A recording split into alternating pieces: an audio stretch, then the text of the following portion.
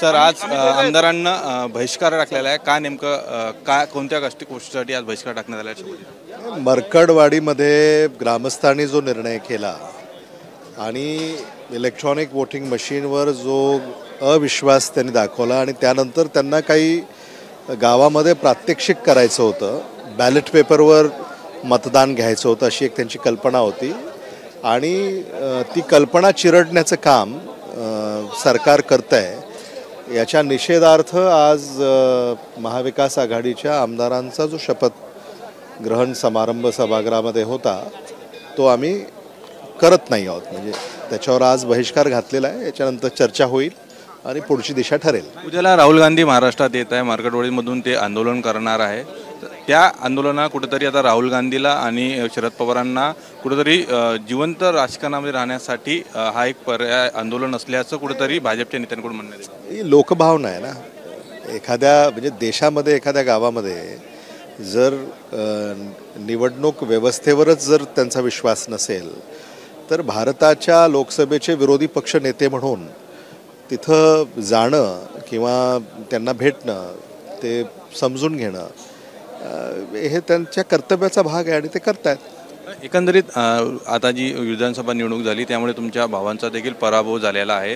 विलासराव देशमुखांचा हा पूर्ण एकंदरीत जिल्हा महत्त्वाचा होता, अशा ठिकाणी त्यांच्या चिरंजीचा कुठेतरी पराभव होतो, ह्याला कसं पाहता? याच्यामध्ये अनेक कारणं आहेत। शेवटी तो काठावर पराभव झाला आहे आणि हे जे काही संशयाचं वातावरण आहे त्यालासुद्धा त्याची जोड आहे, हे आपल्याला नाकारता येत नाही।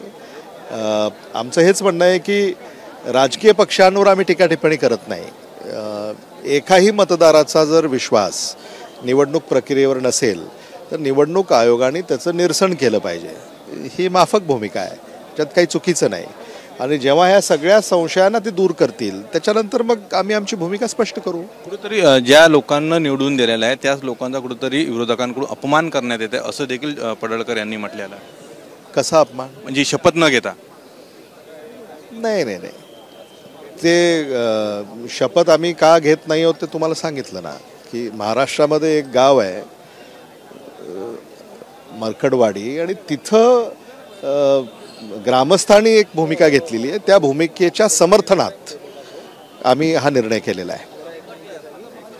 आता एकंदरीत पुढील तुमचं पाऊल का असणार आहे, कारण तुम्ही आता निवडून आलेला आहे, तर मतदारसंघासंदर्भात तुमचं काय पुढील पाऊल असणार? ही वैचारिक लढाई सुरू राहील।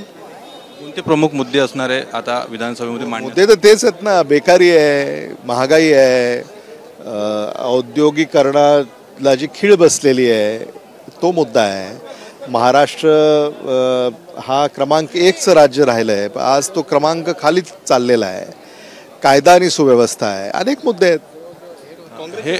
हे होते अमित देशमुख। एकंदरीत अनेक मुद्दे, हे वैचारिक लढाई असणार आहे, ती वैचारिक लढाई यापुढे बी अशीच समोर पुढे राहणार आहे। व्हिडिओ जर्नलिस्ट स्वप्नीलसह संतोष मोरे, न्यूज 8 महाराष्ट्र, मुंबई।